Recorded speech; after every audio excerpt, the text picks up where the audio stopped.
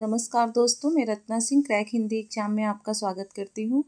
दोस्तों, हम कृष्ण भक्ति शाखा पढ़ रहे थे। आचार्य रामचंद्र शुक्ल की सीरीज हम पढ़ रहे हैं, जिसमें हम कृष्ण भक्ति शाखा पढ़ रहे थे। कृष्ण भक्ति शाखा में हमने 25 तक क्वेश्चन कराया था भाग 1 में।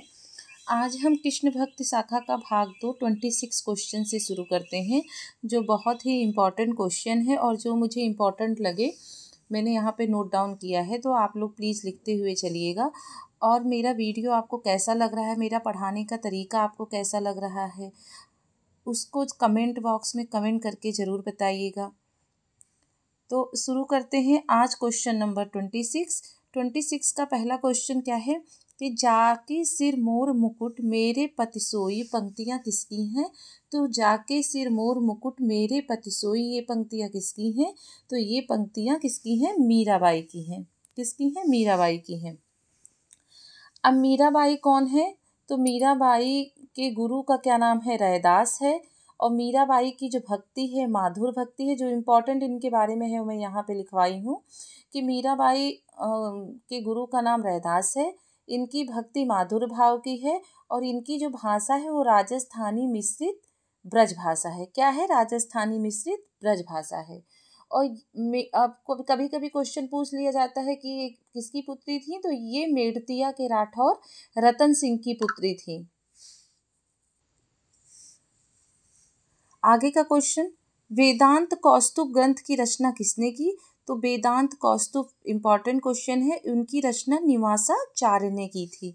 आगे का क्वेश्चन, वल्लभाचार्य के प्रमुख ग्रंथ हैं। वल्लभाचार्य के प्रमुख ग्रंथ कौन से हैं? तो वल्लभाचार्य के प्रमुख ग्रंथ हैं, पहला है पूर्व मीमांसा भाष्य, दूसरा है उत्तर मीमांसा या ब्रह्मसूत्र भाष्य जो अणुभाष्य के नाम से प्रसिद्ध है, और शुद्धाद्वैतवाद का प्रतिपादक प्रधान दार्शनिक ग्रंथ है। शुद्धाद्वैतवाद का प्रतिपादक इनका क्या है? प्रधान दार्शनिक ग्रंथ है। और उत्तर मीमांसा या ब्रह्मसूत्र को ही अणुभाष्य के नाम से प्रसिद्ध है। तो ये क्लियर हुआ। आगे का क्वेश्चन है, वल्लभाचार्य का अधूरा ग्रंथ कौन सा है? तो वल्लभाचार्य का अधूरा ग्रंथ अनुभाष्य है। अनुभाष्य क्या है? वल्लभाचार्य का अधूरा ग्रंथ है जो उनके पुत्र विट्ठल नाथ ने पूरा किया था। ये क्वेश्चन पूछा जा सकता है कि वल्लभाचार्य का अधूरा ग्रंथ कौन सा है? तो अणुभाष्य वल्लभाचार्य का अधूरा ग्रंथ है जो उनके पुत्र विट्ठल नाथ ने पूरा किया था। आगे का क्वेश्चन, भ्रमर गीत काव्य परंपरा का परिवर्तन किसने किया? जो भ्रमर गीत है वो काव्य परंपरा का परिवर्तन किसने किया? तो भ्रमर गीत काव्य परंपरा का परिवर्तन सूरदास ने किया था। भ्रमर गीत में कितने पद हैं? 700 पद हैं। और भ्रमर गीत को क्या एक नाम से और जानते हैं, जिसको उपालंभ काव्य कहते हैं। क्या कहते हैं? उपालंभ काव्य कहते हैं। और आचार्य शुक्ल ने भ्रमर गीत को ध्वनि काव्य के भी नाम से जाना है। मतलब आचार्य शुक्ल ने भ्रमर गीत को ध्वनि काव्य भी कहा है और भ्रमर गीत को उपालंभ काव्य भी कहते हैं। भ्रमर गीत में 700 पद हैं और इसके प्रवर्तक सूरदास हैं। क्लियर हुआ। आगे का क्वेश्चन, सूर की बड़ी भारी विशेषता है नवीन प्रसंगों की उद्भावना, प्रसंगोद्भावना करने वाली प्रतिभा हम तुलसी में नहीं पाते। ये कथन किसका है? मतलब ये कथन किसका है? आचार्य शुक्ल का है। शुक्ल जी क्या कहते हैं कि सूर की बड़ी भारी विशेषता है नवीन प्रसंगों की उद्भावना, प्रसंगोद्भावना करने वाली प्रतिभा हम तुलसी में नहीं पाते हैं। ये कथन आचार्य रामचंद्र शुक्ल का है, वो सूरदास के बारे में ये कथन कहते हैं। आगे का क्वेश्चन है, सूरदास जब अपने विषय का वर्णन शुरू करते हैं तो मानो अलंकार शास्त्र हाथ जोड़कर उनके पीछे, ये बहुत ही इम्पॉर्टेंट पंक्तियाँ कथन है, तो इसको देख लीजिएगा कि सूरदास जब अपने विषय का वर्णन शुरू करते हैं तो मानो अलंकार शास्त्र हाथ जोड़कर उनके पीछे दौड़ा करते हैं। उपमाओं की बाढ़ आ जाती है, रूपकों की वर्षा होने लगती है, संगीत के प्रभाव में कवि स्वयं बह जाता है। ये कथन किस आलोचक का है? तो ये कथन आचार्य हजारी प्रसाद द्विवेदी का है। आगे का क्वेश्चन, पुष्टि मार्ग को जहाज जात है जाए कछु लैनो होए सो लेऊ। इम्पॉर्टेंट पंक्ति है कि पुष्टि मार्ग को जहाज जात है जाए कहु लेनो होए सो लेऊ। किसकी पंक्तियां हैं? तो ये पंक्तियां विट्ठल नाथ की है। सूरदास की मृत्यु पर वो ये पंक्तियाँ कहते हैं कि पुष्टि मार्ग को, क्योंकि विट्ठलनाथ ने ही इनको, क्वेश्चन में पिछले में हमने लिखवाया था कि वल्लभाचार्य के किस शिष्य को पुष्टि मार्ग, विट्ठलनाथ पुष्टि मार्ग का जहाज कहते हैं, तो सूरदास को कहते हैं। तो सूरदास की मृत्यु पर वो क्या कहते हैं, पुष्टि मार्ग को जहाज जात है, जाय कछु लीनो हो इसो लेहु। इंपॉर्टेंट पंक्तियां हैं। आगे का क्वेश्चन, खंजन नयन रूप रस माते, अतिशय चारा चपल अनियारे, पल पिंजर न समाते। ये पंक्तियां किसकी हैं, तो ये पंक्तियां सूरदास की है और ये इंपॉर्टेंट पंक्तियां हैं। ये सूरदास की अंतिम पद है। क्या है, ये सूरदास के अंतिम पद है। इसमें सूरदास को क्या कहा गया है, वात्सल रस का सम्राट कहा गया है। एक ये भी क्वेश्चन बन जाता है कि सूरदास को क्या कहा गया है, तो सूरदास को वात्सल रस का सम्राट कहा गया है। और ये पंक्तियां जो हैं, खंजन नयन रूप रस माते, अतिशय चारा चपल अनियारे, पल पिंजर न समाते, ये पंक्तियां सूरदास की हैं और ये सूरदास के अंतिम पद हैं। क्लियर हुआ। आगे का क्वेश्चन है, वात्सल और श्रृंगार के क्षेत्र का जितना अधिक उद्घाटन सूर ने बंद आंखों से किया और किसी कवि ने नहीं किया, ये कथन किसका है, तो ये कथन शुक्ल जी का है। शुक्ल जी कहते हैं कि वात्सल और श्रृंगार के क्षेत्र का जितना अधिक उद्घाटन सूर ने बंद आंखों से किया है और किसी कवि ने नहीं किया है। तो क्लियर हुआ कि वात्सल और श्रृंगार के क्षेत्र का जितना अधिक उद्घाटन सूर ने बंद आंखों से किया है और किसी कवि ने नहीं किया, यह कथन शुक्ल जी का है। अब देखिए, दान लीला ध्रुव चरित किसकी रचना है, तो दान लीला ध्रुव चरित परमानंद दास की है। देखिए, इसमें कन्फ्यूजन ये हो जाता है कि ये रचनाएं कई कवियों ने लिखी हैं। देखिए, ध्रुव चरित इस नाम से मलुकदास ने भी रचना की है, ध्रुव चरित के नाम से मलुकदास ने भी रचना की है। दान लीला देखिए नंददास ने भी इसकी रचनाएं की हैं और क्या कहते हैं, ध्रुवदास ने भी इसकी रचनाएं की हैं। तो इसमें कन्फ्यूजन है, जो ऑप्शन जैसा भी आएगा आप उस हिसाब से इसको करिएगा। दान लीला ध्रुव चरित किसकी रचना है, तो दान लीला ध्रुव चरित परमानंद दास की रचना है। ध्रुव चरित मलुकदास ने भी इस नाम से ध्रुव चरित की रचना की है। आगे का है भक्त नामावली दान लीला, और ये मान रस लीला है। मान रस लीला किसकी रचना है, तो भक्त नामावली, दान लीला और मान रस लीला रचना है ध्रुवदास की। देखिए, दान लीला यहाँ भी है, परमानंद दास की भी है, ध्रुवदास की भी, और नंददास ने भी इसी नाम से रचनाएं की हैं। तो इसको ध्यान से देखिएगा। भक्त नामावली, दान लीला, मान रस लीला रचना है ध्रुवदास की, और ध्रुवदास की और जो इम्पॉर्टेंट 3 रचनाएं और हैं, इसको आप जरूर देखिएगा और नोट डाउन करते हुए चलिएगा। इम्पॉर्टेंट रचनाएं हैं भजन सत, सिंगार सत और वृंदावन सत। जहाँ ये सत आए देखिएगा, भजन सत, श्रृंगार सत और वृंदावन सत, ये भी ध्रुवदास की रचनाएं हैं। और ये जो भक्त नामावली है, नाभा जी के भक्तमाल के अनुकरण पर इन्होंने भक्त नामावली की रचना लिखी है। किसके अनुकरण पर, पूछा जा सकता है कि किसके अनुकरण पर ध्रुवदास ने भक्त नामावली की रचना लिखी है, तो नाभादास जी के, नाभादास जी के जो भक्त माल है उसके अनुकरण पर उन्होंने भक्त नामावली की रचनाएं लिखी हैं।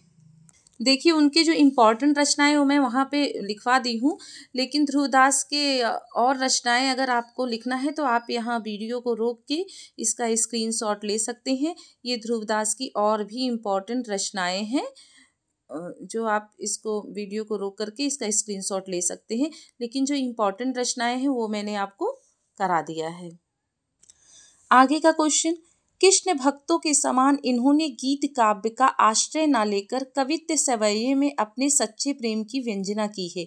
ये किसके बारे में और किस कवि ने कहा है, तो ये किसके बारे में कहा गया है, ये रसखान के बारे में कहा गया है। और किसने कहा है, आचार्य रामचंद्र शुक्ल ने कहा है।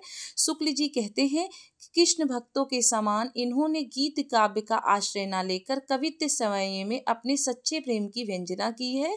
ये रसखान के बारे में कहा गया है और इम्पॉर्टेंट कथन है ये आचार्य रामचंद्र शुक्ल के द्वारा। देखिए, आंसर है रसखान, आचार्य रामचंद्र शुक्ल के द्वारा। अब देखिए, यहाँ कृष्ण भक्त शाखा के प्रमुख कवियों की पंक्तियाँ, जो इम्पॉर्टेंट पंक्तियाँ हैं और जो कई बार पेपरों में पूछे गए हैं, वही पंक्तियाँ मैं आपको यहाँ पे, जो मुझे लगता है कि पेपर में 100% आएंगे, वही पंक्तियां मैं यहाँ पे दी हूँ। तो देखिए कृष्ण भक्ति शाखा के जो प्रमुख कवियों में सबसे पहले हैं श्री भट्ट जी। कौन है? श्री भट्ट जी, जो निम्बार्क संप्रदाय के हैं।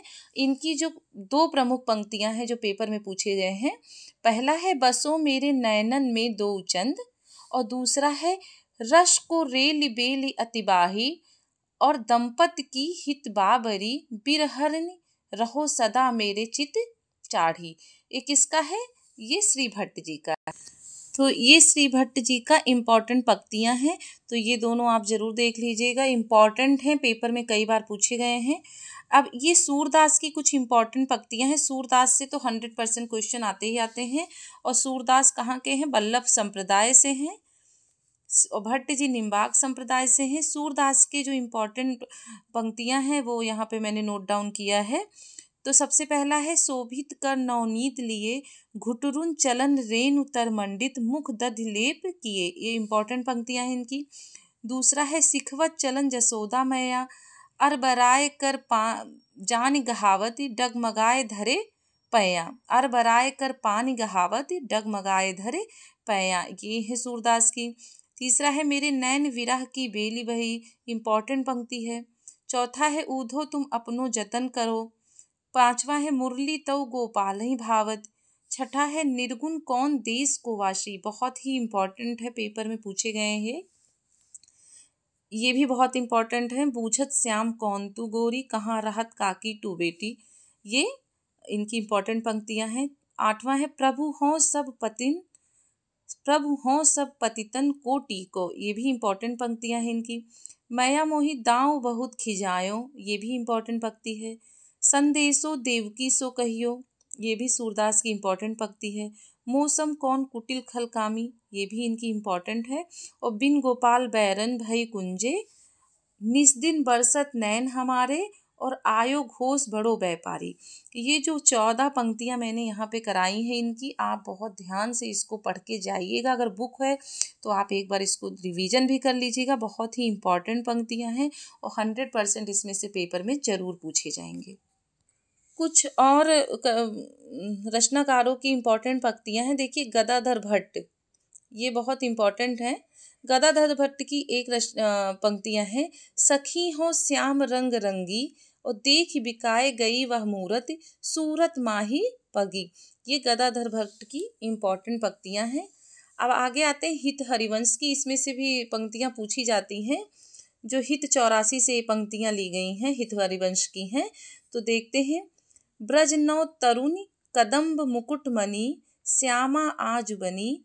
दूसरा है साभक रस सिर श्रवत पनारी, क्या है? श्रवत पनारी, और पिय सीमत ठनी। और तीसरी पंक्तियां हैं विपिन घन कुंज रत केली, भुज केली रुचि। क्या है? विपिन घन कुंज रत केली और भुज केली रुचि। ये हित हरिवंश की इम्पॉर्टेंट पंक्तियां हैं जो हित 84 से ली गई हैं। अब इसमें मीराबाई की 2 पंक्तियां देख लेते हैं जो काफ़ी इम्पॉर्टेंट हैं, जो पूछा जाता है पेपरों में, कि बसो मेरे नैनन में नंदलाल, और दूसरा है अधर सुधा रस मुरली राजत उर बैजंती माल। तो ये मीराबाई की इम्पॉर्टेंट पंक्तियां हैं। अब एक देख लेते हैं रसखान के सवैये से जो पंक्तियां ली गई हैं। ये जो रसखान का सवैया है, ये तीनों, ये जो दो है वो रसखान के बहुत ही इम्पॉर्टेंट सवैये हैं। तो यहाँ से देख लेते हैं, मानुस हो तो वही रसखान, बसो संगोकुल गाँव के ग्वारन। ये सवैया है रसखान का। और दूसरा है या लकुटी अरु कामरिया पर, राज तिहूपुर को तज डारो। ये रसखान के 2 इम्पॉर्टेंट सवैया हैं। और एक और है इनकी पंक्तियां, मोर पखा सिर ऊपर राख्यूं, गुंज की माल गले पहिरोगी। तो एक कृष्ण भक्ति शाखा की कुछ इम्पॉर्टेंट पंक्तियां हैं जो पेपर में कई बार पूछे गए हैं। तो ये आज के क्वेश्चन हैं। तो हमने 2 क्लास लिए हैं इसके कृष्ण भक्ति शाखा के। तो आज यहाँ कृष्ण भक्ति शाखा कंप्लीट होता है भक्ति काल का। अब हम कल के वीडियो में रीत काल स्टार्ट करेंगे। अगली क्लास जो होगी वो रीत काल की होगी, आचार्य रामचंद्र की सीरीज पर ही होगी। आज ये भक्ति काल का कृष्ण भक्ति शाखा समाप्त हुआ। अब वीडियो कैसा लग रहा है आपको, क्वेश्चन कैसे लग रहे हैं, क्वेश्चन का जो है वो पेपर में आने लायक हैं क्वेश्चन की नहीं है, ये सब कमेंट आप ज़रूर करके दीजिएगा। तब तक के लिए नमस्कार, धन्यवाद, अगली क्लास में मिलते हैं।